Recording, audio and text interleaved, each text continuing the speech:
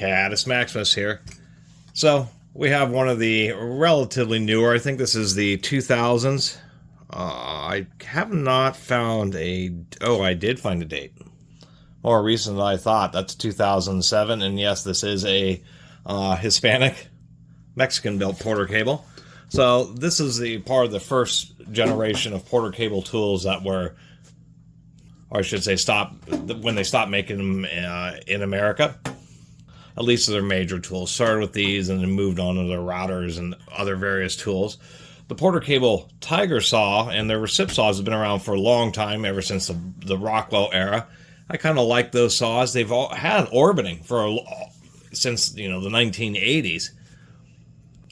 But I never particularly liked them. I was partial to Milwaukee Sawzalls just because they were invented in the 50s. And by the 70s, and particularly like 80s and then 90s, they started getting much more powerful. But they were pretty refined, very compact. That's one thing I'm noticing about this newer one. I mean, it's powerful. 11.5 amp motor, like a 1400 watt unit.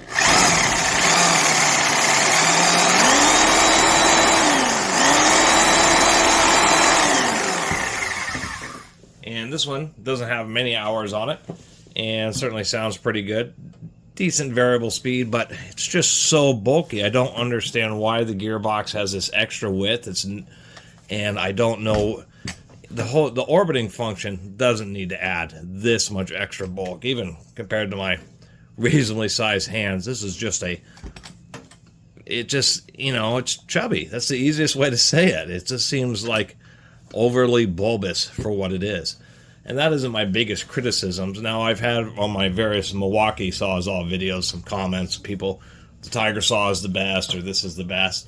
It's always personal preference and personal experience, but my experience has been with Sawzalls. Own plenty of them, have owned many more than plenty. And they're super common, so they're really easy to find a Sawzall, and if you have one that does have, that something's broken on, you can easily, well, I shouldn't say easily, but pretty easily find another one to use as parts. And it's kind of one of the advantages of a tool that has sold so many units like Sawzalls, is there'll be parts and units available for a real long time. I mean, Milwaukee Sawzall is kind of like the Skill Saw 77 worm drive is to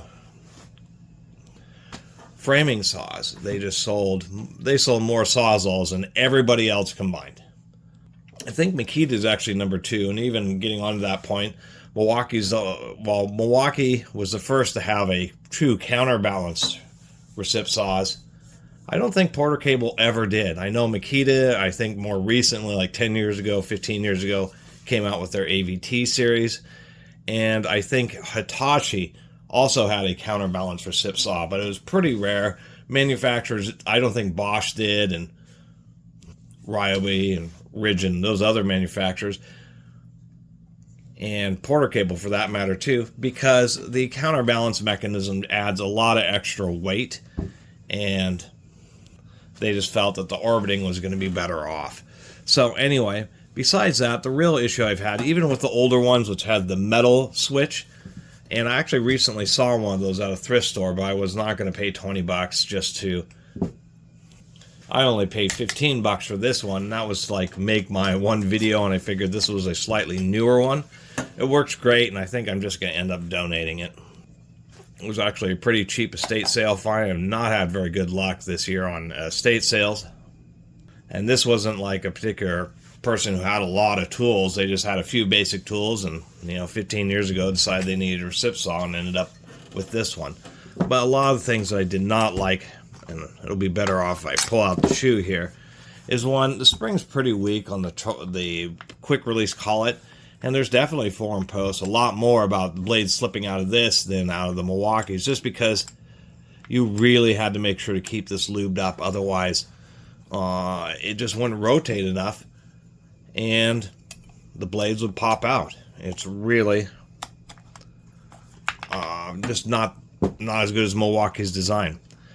Another thing about the Milwaukee's is on their orbiting Sawzalls, they use a spherical sleeve bearing. So it's a sleeve bearing, but it's rounded on the outside, and so the arm pivots about that bearing, but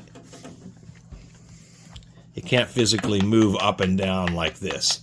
And this is the worst part. This saw really has hardly any use on it whatsoever. And even on the older ones, which had like the square shaft, and it isn't just this way. It's all over the place that way. How about on the third axis? I mean, on non-orbiting Milwaukee sawzalls, the spindles are tight. They barely move, rotate, they don't move up and down, and they don't move side to side. So this thing, I mean, look at this. A recip saw is an imprecise tool, but really, having, you know, just this much side to side play and this much rotation, you're going to be getting into a cut, and then the blade is just going to want to wander one way, and then you're going to twist the saw to try to, you know, compensate for it. And pretty soon you'll be having the saw, you'll be going down the cut, and the saw will be like this so that you could actually make a straight cut. And I just never liked that. It was always the worst. And it's why I've always avoided getting one of these saws to make a video, because I always thought it was just going to be a waste of money. Buying a tool that I had no intentions of ever keeping. So, I mean, it's a worthy saw. It works great. It has hardly any hours on it. It's powerful.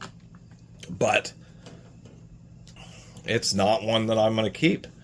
You know, I have like some Makitas. The Makitas are a lot better than the Porter cables. So that's just basically my opinion about this thing. We'll take a quick peek inside here. Well, we definitely know it's new enough because it has the security tag built into the tool. So, I mean, here's one good aspect. They have the power transistors remotely mounted. On a little heatsink, trying to keep it a little bit cooler, so under heavy duty, or I should say long-term or continuous use at partial speeds, is what causes these little variable speed transistors to fail. So that's at least a good sign, although Milwaukee's is huge, and theirs is mounted right on the side, right behind the vent. The caveat is even Milwaukee's aren't made like Milwaukee's anymore. Unless you're buying the 6539, their big 15 amp beast, which I recently got one of, and I'll have to make a video about that. Brushes, all brass holders. I don't think that's too bad. They have a dedicated copper wire, which is pretty decent. They're floating brush guides, but this is not that bad of a design because it allows a lot of air exposure, helping keep the brushes cooler. Other than that, I mean, it's, you know, a variable speed power tool. Not a lot else to say in there. Besides, I assume this is a factory cord. I don't know what's up with that wire nut that's in there. I was going to pop the motor out, but we can see it well enough. Like, power cords are so great at getting tangled on stuff. If I can get a decent illumination. It's a bog standard motor. We do have a little bit of extra epoxy in the red color there, so that helps a little bit with motor protection. We do have folded contacts, not very thick epoxy sealing, so not a lot else to say there either. I will give them credit here. They're using genuine plastite screws, so we can see that these screws have an extra deep and tall thread. They have two different, I think these are a double, yeah, these are a double lead screw, and one set is extra thick just to get extra traction. This is something that Porter Cable even stopped doing on their Chinese-made tools, the ones that are light gray rather than the kind of older dark gray. Those things are just terrible. I reviewed one of their drills when I was putting the screws back in. They were just, you could barely tell the point in which it was getting tight or when it was just stripping out, versus even these Mexican Porter cables, which were still not great, but they're unbelievably, Porter Cable went a lot cheaper than what these are, and so these are definitely considered good. And here's another complaint. I don't know if I'm going to be able to show this. This is a crazy serviceability. So the boot is held on by, I mean, this is the lever that adjusts and locks the shoe. It goes through the boot, so you have to remove the lever. There, you can just see it. See that? there is like a little snap ring or E-clip that holds that post in there. And I mean, that's here. That's this gap right there, right next to the spindle.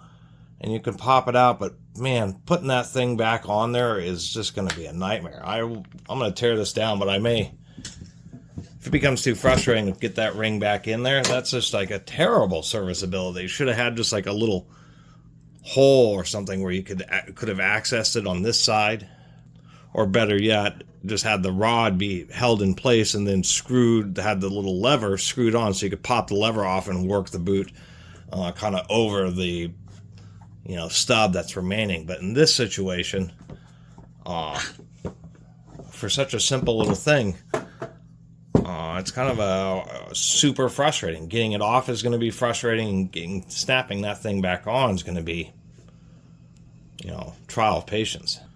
Turns out it's a little E-clip, which I butchered. Once I was able to turn as an E-clip, I was able to yank on part of it, and it really distorted it. I don't know why they would have done that. There's so many other ways to have made that easier to deal with. I mean, just trying to get, pushing the spindle in just in a tiny gap there, it's just, part of the sad downfall of porter cable, in my opinion, is there's just some certain things on a lot of tool designs where you're just like, everything's, seems so great, and then they just make these terrible blunders, and it's like a lack of refinement or paying attention. Kind of like that rigid belt sander I reviewed. The thing had a ton of engineering, was an amazing tool in all rights, except for the drive belt was super thin and super narrow and likes to strip out. Now I got to muscle this cover off. Yeah, this thing's not going back together. Worth it just to take it apart and keep some various parts for it. I'll have to say that, where's the boot? The boot seems okay. At least it's fairly thick. It did have these two kind of interesting, they're big T30. They're just like, I guess they're guides to help align the plunger or something. It's a design feature I haven't seen in other recip saws. Also, interestingly enough, those are grade 8 fasteners, or SAE, or fractional inch, which is kind of interesting on a tool that's 2007 made in Mexico. It's interesting that they're actually still using imperial fasteners rather than metric. It was a total pain working with the spring connectors, getting those power wires out of this trigger. I'm not exactly sure why it was such a bear. Anyway, this shape here is pretty universal for a variety of tools. There is some standardization, at least, heading into the 2000s. Actually even to a degree today. But this is a variable speed trigger that could potentially be used to upgrade some Milwaukee tools, various power tools that have single speed. This could be used to, so it's actually a valid part. It was just a bear getting it out of there. And something that, since I only paid $15, the brushes are worth $15. I was commenting how they seem pretty decent. What I didn't realize is once I got them out of there,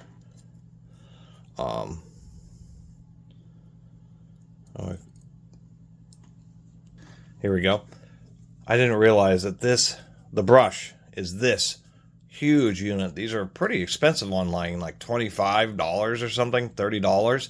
And I can see why, because they have this huge bracket integrated into the brush. It's like, why on earth is it not just a spring with a little clip and then plugs into a tab or something? Instead, they've got to go with this whole huge brass piece. And this isn't the first time. There's some of the Porter Cable USA made like drills are the same way, where they have like a special copper bracket that makes it pretty darn difficult to use anything besides a factory custom brush. And it's always been one of my pet peeves about Porter Cable is exactly this highly proprietary brush setup here. It makes them more expensive, and makes it so if you don't have the exact ones, it's just almost impossible to try to fabricate something. I mean, you could. They have a auto stop, but how it works here is they have a slot in this part of the brush, and there's a little detent there. So really proprietary brushes. And it's just disappointing. Had to loosen up this bolt. I assume that's what's holding the crankshaft, since I want to fully... What is this caught up on? There we go. Kind of funky. So that bolt indeed was holding on the crankshaft.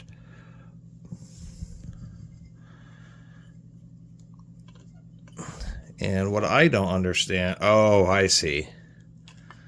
How they're doing the orbiting is the shaft is floating inside a sleeve, and the sleeve is what's going up and down. And that's how they're getting the orbiting action. So if we pull this... Oh, I see. I have to pull off the chuck in order to get it apart. To tell you the truth, I kind of like the Milwaukee, actually many brands use a little spiral spring clip to kind of hold everything together, and those end up being easier. This has a roll pin, and there's a little hole, so I'm going to use a drill bit to drive that out. It's a little bit more annoying. Now that will slide off. Little spring. Well, where's my... We have our little...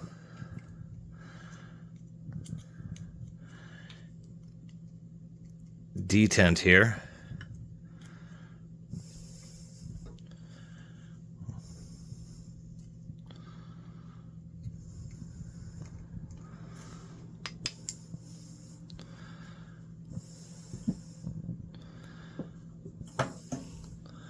It's actually not a ball.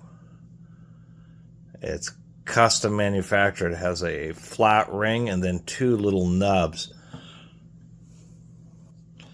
Well, I will recognize technically this is reversible, so if the blade starts slipping, you can actually pull off the chuck, take this thing and flip it around to the other side.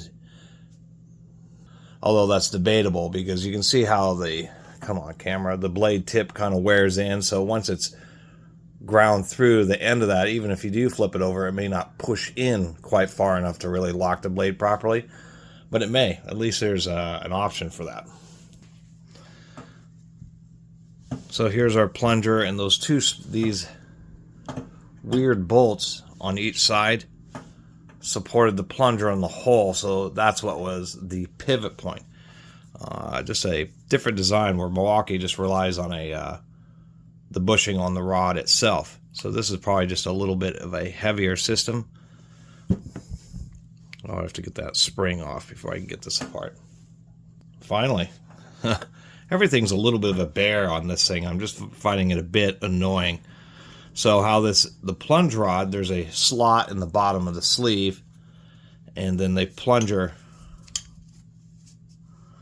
plugs in right into that hole there, and then it just has these two little keyways here which prevent the twist. And so I was suspecting the reason it had so much rotational slack was some of it was due to the sleeve rotating, could rotate back and forth a little bit, and then this can rotate back and forth a little bit more inside the sleeve. So it's kind of a double whammy setup there. And we do have a front bearing for the crankshaft that's held in by a snap ring. So the front bearing on the crankshaft is a 6002, and I can already feel that there's some lumpiness in it, and this tool has hardly any hours on it. Furthermore, they did use a double-sided rubber sealed bearing, and I think they do that in a lot of gearboxes. I see it, often enough to where they think that metal particles from the rest of the mechanical system getting into a bearing is more likely to cause a failure rather than it running dry or just having a standard metal shield on it. But it's kind of disappointing to feel this bearing here. It just has a little bit of a lump in it. Here's our crankshaft with the finger. This is the system that Milwaukee had patented back in the 50s. And, in recent years, they've gone back to just bell crank systems, which it's just a set of bevel gears and it just works more like a standard crankshaft and, an automobile or something, mainly because of machining this part, because it's a straight shaft, but on this section, you can see that angle. They actually have to set this up in a fixture so that they can offset and machine a round area so that it wobbles back and forth. It's known as a swash plate. It's like how automotive AC compressors work. And the advantage of this system is that there's not very much mass in this finger. So it means that you can lighten up the whole reciprocating assembly and have less vibration on simple non-counterbalanced designs. And so they have to be made pretty robust. This is actually pretty small. And even on Milwaukee's, in commercial use, I've talked to commercial guys who, do lots of demolition, lots of jammed blades, and really abusing, working tools hard. Even Milwaukee's, they can break the ends of these fingers off, especially when you have those situations where the blade is getting jammed and then the saw is hammering off the surface. Easiest way to destroy one of these. And you can see why, on this one, it'd still be a concern, because the little turn down area, man, that's a thin little area right there. Less than, I'd say that's maybe a 1/4 inch, probably a little less, probably 5 millimeters or something, 3/16. So, and blade jammed, machine hammering, or situations where once again, the blade is jammed and you're just trying to pry it out, could easily break the end of that nub off. A little tip about snap rings, which I've learned many times. Internal ones you squeeze together about as tight as you can get them so that you can clear it. But on external ones, it's really easy to overstretch these. So you just expand them just enough to get them to clear. Otherwise, you end up bending them. Here's our field. Nothing too special there. And this will be, besides the tip of the finger breaking, this is the other wear part. We can see this motor spindle here. Here in my finger, it is really small. That's also like a 1/4 inch. Super tiny little spindle. Real thin. And compared to the gear that it's driving, what ends up happening is it's just, especially under heavy duty use, the gears, not only do they get hot, it's just a physics thing. I mean, this motor has to turn several times to get this gear to go around once, and it just puts a lot of wear. That's why so many modern tools have decided to go with very coarse teeth. Like in this, on one this size, it would be like a 4-tooth spindle, just so they can have a little bit more cross section, so they can get a little bit more life out of it, which is a little bit disappointing, because overall it's not a bad motor. Although what is funny is they'll use a sealed bearing inside the gearbox or the crankshaft, but this bearing at the back of the motor, you can see it's steel shielded on both sides. That's an issue for 2 reasons, because one, it allows a little bit of air to get in there because there has to be a tiny little gap, and then carbon and just general dirt, tiny little particles get in past that seal, and just a little bit of play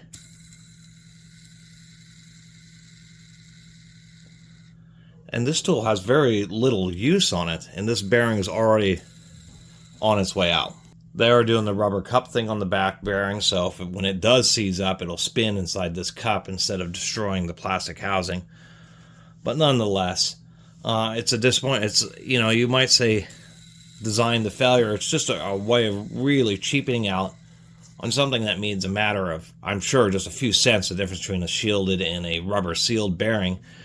And the shielded ones, especially on the backs of the motors, just wear out fast. That little gap also, as it's running, because these motors are spinning at 15,000, 20,000 RPM, allows oil to kind of creep out just in that gap, so they're actually actively losing the grease that's in them, and they just don't last very long at all. It's kind of a disappointment. Interestingly enough, they didn't use a shielded rear bearing, but on the front of the motor, they actually used a name brand NSK, in an Indonesian NSK bearing on the front of the motor. And since they already had other Chinese bearings, they should have just wanted the Chinese rubber sealed on both sides, and it still would have been cheaper than what they did here. Well, I got the snap ring off, but they must have pressed this on. But it's interesting. I mean, to show you how, I mean, when this turns, this stays in position. So, and that's how it walks back and forth. And to show you how eccentric it is, you can see that. So a special crankshaft, and I don't know how they press those on when it's at an angle like that. So this was on there. It was not super tight, not a hard press fit, and I can kind of understand because of the strange angle, but that's what makes these expensive. That's, surprisingly enough, a more complex part to machine. Double bearing so that they actually last and actually provides a decent rigidity. And yes, this finger, as we can see, is a forged part, which it would need to be just to give it some extra strength. So anyway, that's kind of the deal. Oh, and how I got this out is I actually just balanced this part where the gear was kind of hanging off to the side, and then just hammering on this surface. Each little tap actually started getting it to move, so just takes a little bit of patience to get this stuff apart. Anyway, that is the full teardown down to the most crucial 2 parts, and for some reason this was kind of a frustrating takedown. This thing just was not that easy to service, and I don't think I will ever buy another Porter Cable Tiger saw again. Just bought this one to make this video and to teach myself a lesson. Anyway, thanks for watching.